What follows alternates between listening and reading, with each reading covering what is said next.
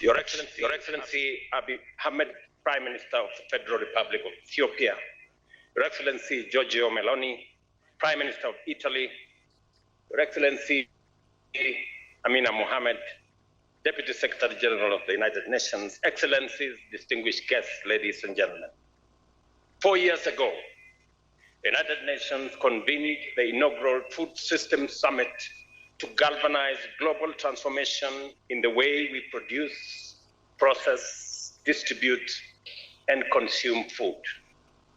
The summit aimed bold and transformative actions to reshape global food value chains in support of the Sustainable Development Goals. 2 years later, at our first global stocktake, we renewed our commitment to maintain this momentum. We take stock once more. The picture is mixed.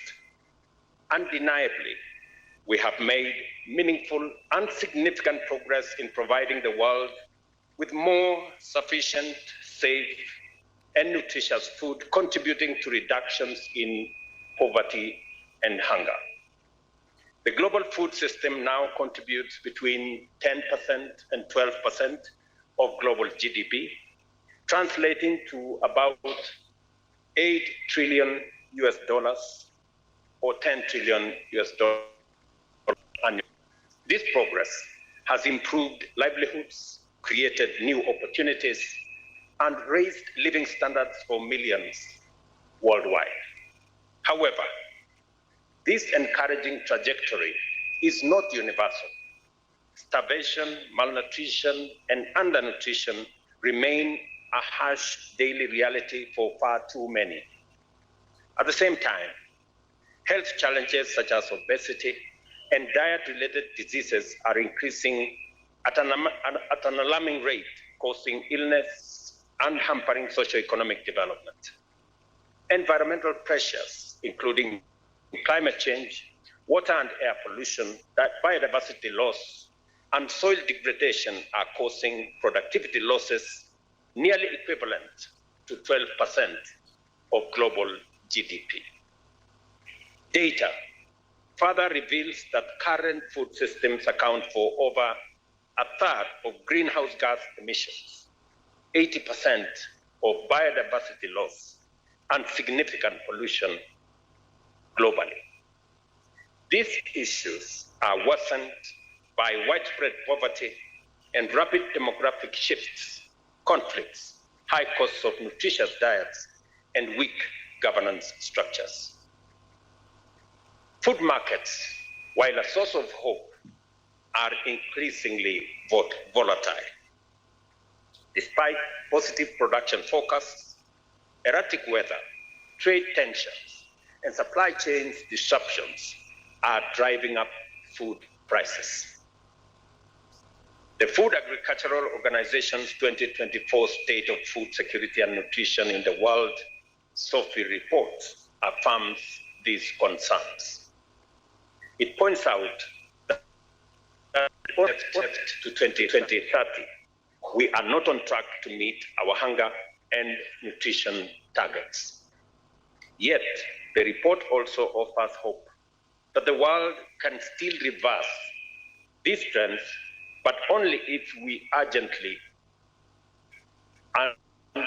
reorient the architecture of global food systems. Excellencies, we must act on this hope. It is still possible to reorganize global food systems to accelerate progress towards the SDGs and broader sustainability goals. This requires coordinated focus on 6 key priority areas. First, we must integrate food system strategies into national policies. A unified value chain approach can address interconnected challenges from food and nutrition insecurity to public health and environmental degradation, including climate change. Second, we must strengthen the governance of food systems.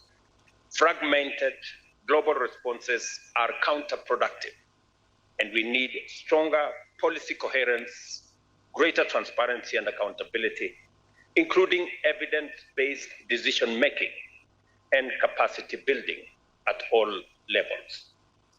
Third, research, technology, and innovation hold immense promise for transformation.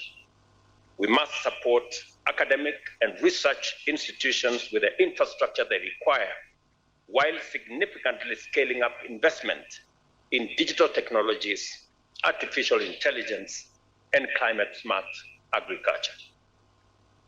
Fourth, transformation must be inclusive. Smallholder farmers, especially women and youth, have the potential to feed far more people than they are doing now. They need our support. Indigenous people and local communities are custodians of valuable traditions, and their full participation must be integrated into decision-making responses. Fifth, the Green Climate Fund estimates that global private sector manages over $210 trillion in climate investments and private equity. We must strengthen our engagement with this sector to unlock the capital necessary for the transformation of food systems. And finally, and of critical importance, we must improve access to finance. Tailored financial products are essential for smallholder farmers, startups, and agripreneurs.